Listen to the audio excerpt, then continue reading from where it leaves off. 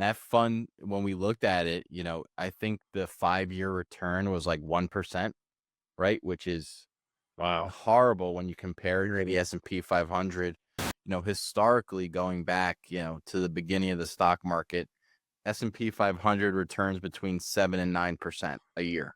And our first question to whether it's the people that are investing in the fund or the business owner, it's like, why do you have this fund?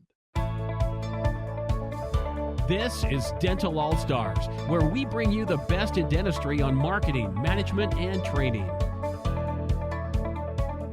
Welcome to Dental All Stars. I'm Eric Vickery, President of Coaching at All Star Dental Academy. I'm super excited today to interview our two guests, Barron and Julian Natelli. They're my financial advisors from Oppenheimer, and they're trusted partners of All Star Dental Academy. We're going to be discussing running a 401k plan successfully. Now, whether you're a business owner, dentist in this regard, or you're a participant in that 401k, I would say pay attention, chime in. There's going to be some really cool stuff. We got some great things to go over, and I love the energy these guys bring. So welcome, Julian. Welcome, Barron. Thank you guys for joining me. Thanks for having us, Eric. Eric, thanks for having us. Always I think, love All-Star Dental. yes, All Star Dental Academy. We've got a great relationship. I think, all the clients you guys are working with, they've got great things to say about you. We're getting great results. You've even got, I tell people, you even got all my family's money. So, Hey, so All-Star Dental, best in the biz. that's right. That's right. All Star Dental Academy. We are the best of business. That's right. So let's do this. Let's create some, I think, interest in this topic. What are some things with All Star Dental Academy clients that you guys have already been experiencing? What have you seen in shifts? Give us some examples of what you guys are doing when it comes to 401k plans. I don't know who wants to start. Yeah, and I got this one, Eric, Okay. and it's definitely, the 401k area is really somewhere, it's an overlooked space, right? We work with numerous all-star dental clients, and, we've helped out in many different areas, right? And I know you talk with your clients about cost saving, and obviously Yeah. that's the number one, Yeah. thing that people think about, right? We've helped in cost saving, and we've also helped in more education, better communication, because those two things also really play a important role in the 401k space. And, cost saving is great. We have a few different scenarios where we've saved, you know, $50,000 or over 100,000. I'll get to why we were able to do that, Yeah. but also something was, able to educate people more, answer questions where you're getting a response in a day or less than 2 hours, where, Mhm. some people, couldn't get a response for 3 to 5 business days, Yeah. which again is crazy in our business because things are changing so frequently and whatnot. Well, So it's first, let's frustrating a talk bit about too. Yeah. what'd you say? Well, this is frustrating. Yeah. If you're a client and you got questions, we need someone who's going to jump, get us to the table and talk to us about it. I love Right. that you guys, you connect with me once or twice a month all the time. We're talking, I get to see you Right. and you're helping with my investments. But I also know that my clients are saying, wow, these guys are really personable. I'm getting to meet with them. I connect with them. So I think that's I know that's not a dollar amount, but I think that's super important. Right. And that's where we try to separate ourselves, and, just in terms of communication and whatnot, and just treat our clients like family. And, I know that sounds cliche, but it's really how we, kind of look at the business and, want to make people feel at the end of the day. Right. Well, We want to be on the same side of the table, as our clients, rather than, over demanding them and being, superior. Right. We yep. want to be on the same side. So, let's get into the money thing, the money aspect of the 401k space. For example, we had an all-star dental client where they bought a practice from someone else, right? Hmm. Um, they kind of changed up everything for their business outside of the 401k, right? Hmm. That's not something that was really looked at or paid attention to. Hmm. Once we were able to have that conversation with them about the 401k and got specific documents that we need to do, a 401k review, Mhm. we realized that their fee structure was based off of if their plan was under $500,000, right? Now, they were over 2 million, Wow. so the fees were so much higher because no one ever really looked into, hey, your 401k plan graduated into the Yeah. next class, right? It's like going from, high school to college, college to Yep. masters, masters to, you know, dental Yep. school to All-Star Dental Academy, at the top of it. So, that's and that's a joke, but it's the truth. You don't really you have to look at this. I wouldn't say yearly, right? The fees Mhm. won't change yearly, Yeah. but every 3, 4, 5 years. Yeah. We'll get into certain things throughout this, but it's definitely smart to always look at, has your plan graduated into, another class, when And it what did comes to that save them 401k. when you guys looked at that analysis? Was there a dollar amount to that, or was it time? What was it? Yeah, hey, numerous, depends on your 401k plan size for the most part.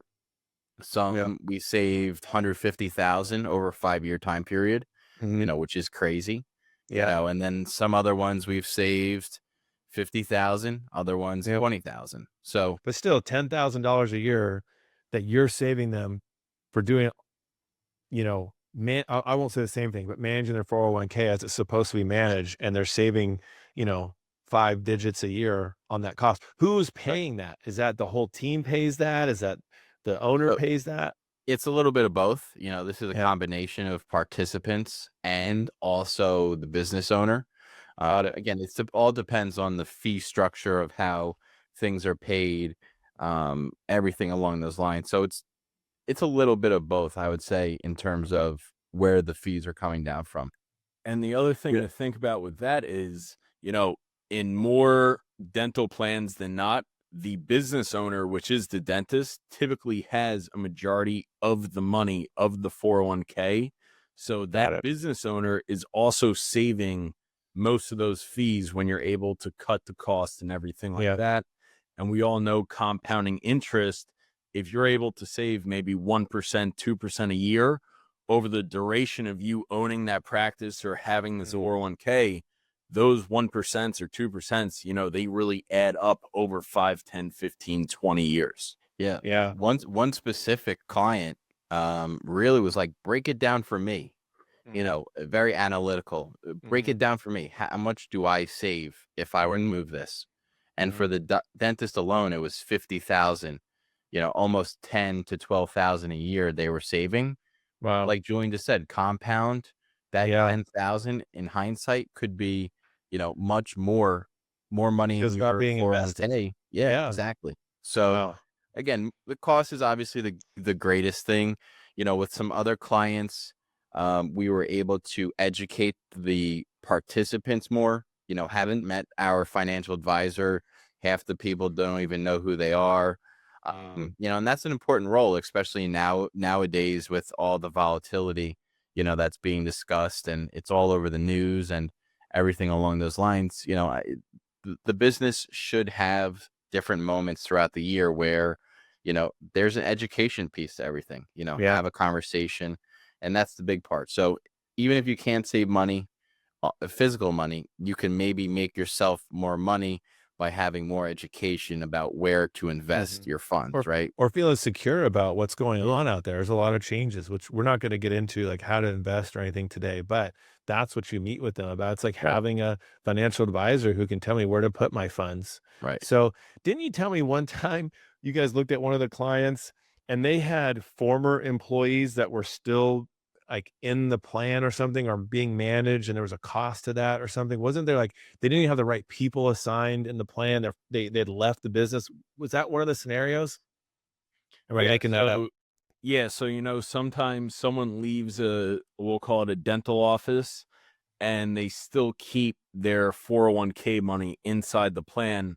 At Mhm. the end of the day, that does become a liability on the business owner because Mhm. this person has their money still inside the 401k. But yeah, we've seen examples where someone left 10, 15 years ago and they Yeah. still have 3,000, 7,000, 12,000 Yeah. inside the plan, which ends up being nothing but a liability onto the business owner and the practice. Should have been And taken most care of. plans that charge a fee, the more money that's in there, the higher the fees continue to go, whether that's for the practice owner or for all the participants. So Yeah. again, yeah, that's definitely not a made up dream that you had last night or something like that. Yeah. It's about today's podcast there. Dreaming about this podcast, right? Thinking about it. Seriously. So, all right. So, just from a standpoint of obviously cost savings, but making sure you're paying attention to your plan, money that's lost over a period of time, looking at my notes here. Also, making sure that people understand they're educated on what they're investing. So, if you're a team member listening to this, do you know where your funds are? Is it risky? Is it not risky? Is it at the right? Are you taking the right risk based upon where you are in your career? Have you talked to someone about that? I love that you guys are willing to meet with each employee and really have those conversations and understand what they want to accomplish. So that's what you guys are bringing here. I love this approach. Now, let's think about 401k plans as a whole. So, when you think about I'm a business owner, maybe I have a 401k plan, maybe I'm considering having one, whatever it is. Why should I know there's mixed beliefs on this. Is it worth it to have it, not worth it? Why shouldn't I have it? So give us the I guess the pros on having a 401k plan as a business owner. Right. The 401k realistically is the backbone of the United States, right? Obviously Social Security is always talked about, hey, is it going to be here when I retire? And, you're always paying into that while you're working and you see it come out of your paycheck every, month, realistically, how much you're paying into Social Security, right? The 401k, we love it. We encourage it for every business, small businesses, large businesses, people that have between 5 and going on, in terms of employees at their practice. Now we tell business owners that don't have it, this creates a lot of competition if you add it to your Oh yeah. network, right? Yeah. If you're competing for talent, and we know the job Yeah. market is really hard right now, if you have a 401k plan, but someone else may not, you may win that talent because you're able to offer just the 401k. People get caught up in the whole match. How do I match? Mm. Should I match type of scenario? At least just get your feet wet in doing the 401k and offering it. That's the first step, right? People get confused with the match, and it's definitely complicated, not as complicated as people make it to be, but it's a 401k is great, right? It's number one, it attracts talent. Number two, the next biggest thing is it really is a tax savings, whether you want that tax savings now or you want that tax savings later, whether it's a traditional or an after-tax Roth, right? Which everyone talks about, the Roth IRAs or Roth 401ks now because whatever they've seen it on social media or TikTok or heard it on TV, whatever. And, we just encourage just to do some sort of savings, Yeah. traditional or post-tax. So Okay. again, the mixed comments I would say are maybe that there's been a bad experience, but Julian and I really try to take the 401ks into our own hands, and we're very hands-on to make sure that this process goes smoothly. Right now we're working on compliance papers for clients, to make sure that their plans for the 2024 year, was up to speed, and do we need any more information, that to get that compliance paperwork done. So the mixed comments probably are they had a bad experience and they weren't working with Julian and myself realistically, right? So Yeah. Who are you working with to have a good experience? Yeah. right. You've mentioned me before a term longevity tool. What do you mean by that when you talk about 401k plans? What does that mean? So the longevity tool is keeping people tied to your practice, right? You have someone there, and again, I've seen this a lot. you have a great person, they've been there 5, Mhm. 10 years, but they keep getting older and older and there's no retirement plan, right? Mhm. And oh, you had to leave because you're going down to another dental practice down the road that has that type of 401k retirement plan, right? People get nervous Mhm. when they get into their 30s, 40s, 50s, and Mhm. whether they have you know $1,000 saved, Mhm. $5,000 saved. The longevity tool is really for the participants rather than the business owner, because you want to keep your core people there, whether that's just Yeah. Yep. continuity at the office. Your patients like to see the same Yep. people there. You may have a relationship with them, so uh, that's really the big thing when it comes to longevity. I like that it's phrase. it's That's great. better than the phrase I use. I use golden handcuffs, but I like longevity tool. Keeping your so the average employee in the United States stays in there, according to Gallup, stays in their employment 4.4 years, and in dentistry, it's 2.4 years. Really? So Wow. we're way worse, because we have a 40% retention rate beyond the first 90 days. So we don't even keep half the people we hire Right. for past 90 days. So our onboarding is really bad. So when you talk about being attractive, you have to have the right pay, yes, and also you have to have a retirement account that's ready to, you know, keep you competitive with the rest of the market. Right. And just to touch on that too, like you said, it's such a high turnover.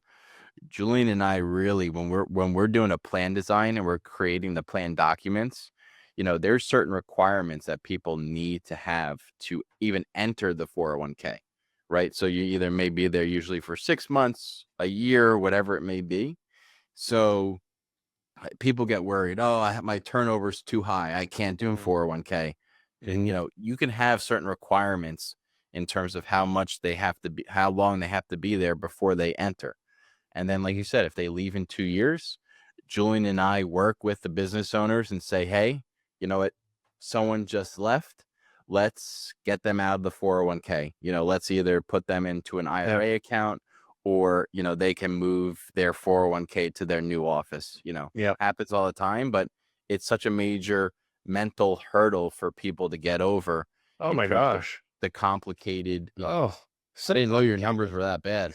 well, Abby, Abby was when you guys took care of it when she was leaving, working for the school, and Right. now she's going to be on her own. You guys just said, "Hey, give us this form, sign this," and you guys made it so easy to move everything over. Right. And that I think otherwise, we'd just be like, "I don't even know where to start. What do we Right. do?" And it's a Right. frustration. All right, so let's talk about those from a 401k standpoint. Somebody's listening to this, like, I don't have one, but I would like to have one, but I'm worried about the cost of it. I'm worried about the complication of it. So, who wants to speak on that? What why is this a no-brainer? All right, I'll take care of the fees All and right, costs. Julian. All right, Aaron's done Julian. enough talking. Oh, So, here he goes. so when you're looking at a 401k, and like you said, it's a headache. No one knows, if 100 people walk into my office right now talking about their 401k, I would say maybe 99 of them do not know how much in fees they're paying. You have four main fees that we look at. It's record keeping fee, the people that manage your 401k. It's Mhm. TPA or third party administrator fees, the people that manage the back office of your 401k. You have advisor fees like Barron and myself. And then you also have mutual fund fees or investment fees that you're paying on top of the other three. So, Mhm. when someone comes to us and says, can you do a review on my 401k? Or, hey, I would like to open up a 401k. Tell me how much this is going to cost me. Yeah. We really try to lay out this is what it will be in layman's terms, and, just go through it one by one with them for their expectations. With Secure Act 2.0, which is what the US government passed going back to 2022, if you don't currently have a 401k, you could actually get a very large amount of tax credits over the first few years of the plan's life by starting a 401k. Every business is different, every tax Yeah. credit is different, but if you don't currently have a 401k, to get money back and to get tax credits to cover your first couple of years of expenses, it really becomes a no-brainer. Wow. So, it's That's great. worth the podcast right there, Julian. All right. I think that's where we push the pause button. That's awesome. I didn't know that. Yeah. Yeah, it's It's truly huge. great. The U.S. government has been able to put this out. Secure Act 2.0 might be my favorite bill that the U.S. government has put out lately. And, it's great because it gets to save business owners thousands of dollars. Wow. It gets them to start up a 401k plan. And, when you're able to utilize these benefits, it just becomes an even higher benefit to you and your employees. Wow. Love it. So I remember we were talking with a client and he was like, "Oh, I have my 401k through this agency in dentistry and it's really, really, really cheap. It's really cheap per person." And then you guys looked at it and it was like they were waving this carrot in front of them. "Oh, it's so cheap. The administrative fee, so cheap, so cheap, so cheap." And then you guys looked at the management fee or whatever that was, and it was like double what it was supposed to be. And I think this is the part that I love about you guys. You make it so transparent to say, look, here's apples to apples. What, yeah, you might be saving money here, but look how much you're paying in these things, and you're not even getting the tax write-off for the administrative fee. Am I correlating that correctly, Yeah. that story? Yeah, definitely. So, that plan, I know what plan you're talking about. So that plan, it shows $25 a year per participant, which is in each employee that's eligible for the plan. So, Mhm. I have 10 total employees. Yeah. It's only costing me $250 a year. Well, that's one small fee. Then you have a record keeping fee, then a real third party admin fee, then Mhm. an advisory fee. Or what some plans also do is they put a lot of those fees into the fund investment fees. So you don't really see it, you don't really think about it. Yeah. But Yeah. yeah, you're being jacked up with a lot of fees. Meanwhile, Yeah. you thought you're paying $250 a year. Right. Yep. And let me just branch on top of that too, Eric, because like you said, it's rarely it's a hidden fee, right? And Yeah. like Julian just said, all those fees, there's the mutual fund fees. So the mutual fund may be 1.25% or 2% or 1.5%, whatever it may be. So yes, you may only see $25, but the company's actually really making their money on the mutual fund fees that are, 1%, 1.25%, where a lot of the funds that Julian and I, look at and we review and, kind of do our testing against, Vanguard fees. Vanguard mutual funds and ETFs are 10 basis points, you know, 15 basis points, where, a lot of reviews that we do for all-star clients, the mutual fund fees are 1.5%, 1%, 75 basis points, the substantially higher, where, you're getting less of the return for, that type of fund expense. So, yeah. So explain, I'm a client coming to you. I'm an existing 401k plan. How do you guys break down and show me what I'm paying on those four categories versus Oppenheimer and how you guys do it? So really, it's a few documents, and it's funny, almost no one ever knows what they are or how to Mm, see it, even though you're mm. supposed to always know how to get it. Um, if you have a plan site, if you're a plan sponsor, you should always readily be available to grab it off of that plan site. You can always reach out to your third party administrator or your record keeper. These plan documents are typically being refreshed either once a year or once every 2 years. So, you always have a copy of a document that you could just pull from a website, send it to us. We'll do a full benchmark review. And like Barron said before, every 3, 4, 5 years, you should already be looking at your fees. Yeah. Forget about, not having an advisor or a firm doing their job or providing you enough level of service for the amount of money that you're spending and paying them. Yeah. All right. So what about, so that's for people starting it out. What about switching over? Let's say I do that, you get the forms. Is it super complicated? Is it easy to switch over to you? What does that look like? So White glove service, Eric. White glove service. Barron's right. White glove service at the Natelli Private Client Group. Yeah. if you're starting up a new 401k, it typically takes on average maybe 45 days from saying yes to getting the plan started. But if you're rolling a plan from one record keeper to another, especially with us, it's typically maybe 50 to 75, sometimes 90 days. So, people that think, oh, I want to move my plan, I should move my plan, don't Mm. think now thinking you could have this started by June when you're not going to mention it to someone until May 15th. Yeah. It's not the same as moving an individual account. Your 401k is a lot more complex, but like Barron said, white glove service at the Yeah. Natelli Group, and we make it as easy as possible for the business owners. Yeah. Yeah. All right. Good. So now business owners, and then we'll talk about participants. So tell me about just like employer contributions, how it work. Like, I just want to know, I feel like I know nothing about 401k. What are employer contributions? What's going on there? So if you are an employer and you're an employee, you can contribute to a 401k two different ways, as an employee and as an employer. As an employee, you can contribute 23,500 a year. And if you're over the age of 50, you can contribute another $7,500 a year.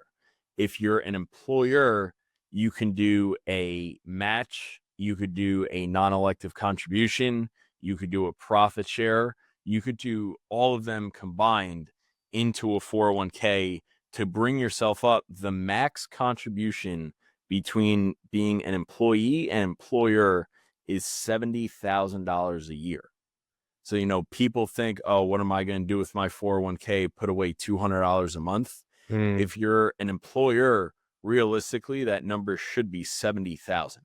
Now, the way you get that is by doing either a safe harbor match or a safe harbor non-elective contribution that allows you to bypass testing, which would be top heavy testing. That'll be another episode one day. But, there's different types of employer contributions that all these employers should be making to allow themselves, or if, your significant other also works there, for you to max out yourself and them while also, still keeping your Yeah. employees happy, like Barron said.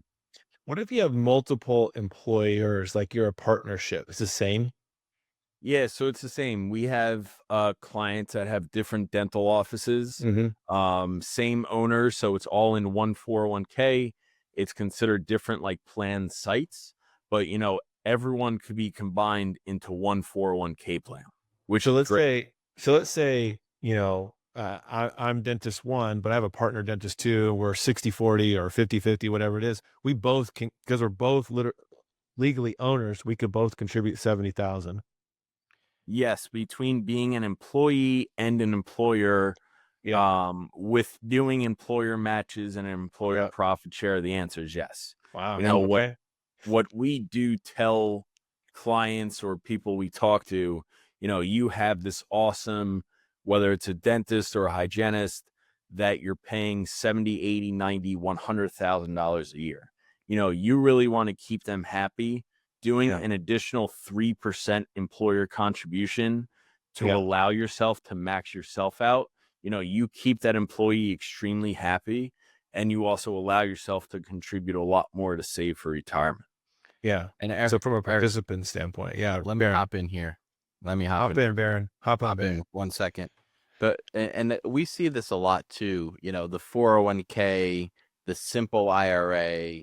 Oh, I have a simple IRA. Simple IRAs are a very old retirement plan, right?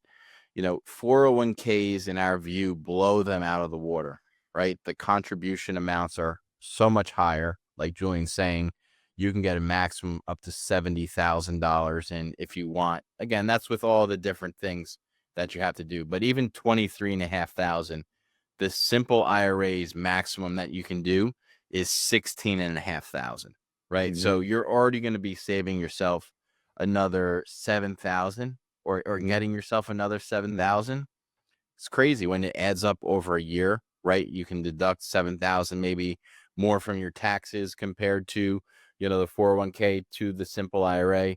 And the other thing is, and going back to that whole social media, phenomenon is, the Roth. You can't Yeah. offer a Roth in a simple IRA. It's only Mm. pre-tax dollars, traditional. That's all you can do, which is, again, traditional. I have nothing against traditional, right? And the Mm. reason I joke about the whole Roth thing is people love it, right? Oh, I seen it on TikTok, this is that and the other thing. You got to pay taxes eventually, right? And that's Now or what it later. comes down to. Yeah. Hey, tax season, we got tax day tomorrow. So Man. everyone is gearing up for that Yep. money going to the government. So Is there anything else about educating well, I call the employees, you guys call them the participants, that you want to add to this? From I'm an employee, listen to this, or I'm an employee, listen to this. What do I need to be making sure my employees know, my participants know? That you're making employer contributions to keep them happy every single year. People don't really, it's the truth at the end of the day. People don't really think about it. They think about how much is going into their wallet at the end of the day. But, if you're making $50,000 a year and your employer is contributing an extra 3%, or they're doing a profit share, which could be another 3, 4, 5%, think about them making that employer contribution, and definitely be grateful and thankful, because, that is your money. Even if you can't get it until you're 60 years old plus, that is your money at the end of the day. It's just going into a different sleeve of your money. Mm-hmm. Yeah. All right. Good. I love it. All right. So let's talk. I've got down here, I was typing some questions out and thoughts. When it comes to just participants and selecting what type of funds I want, risky, not risky. I'm just starting out. What are you seeing in the 401k plan as options and recommendations? I know we're not getting to that right now, but what do you see in the 401k plan for me, for the participant? So, we really see reviewing a lot of 401ks, wacky funds. Every 401k plan really has target date funds that we won't talk about now, but, there's a lot of very strange funds that Barron and I have come across. And our first question to whether it's the people that are investing in the fund or the business owner, it's like, why do you have this fund? Everyone should be focused on, what is my risk tolerance? What do I want to accomplish with my 401k? And how do I get there? We have a lot of broad market-based funds, fixed income funds as well. But, there's nothing to get fancy over with the 401k with investments. We have a very typical amount or different named investments that we use. We look for low expense ratios. We look for the best ones in that category and who can get the job done. There's no reason to add a crazy fund unless someone really wants it. And, out of all of our 401k plans, maybe 2 or 3 of them have a very strange fund that the business owner wanted or a participant really wanted. But besides that, the typical 20 to 25 investments, Yeah. and everyone's more than happy with them.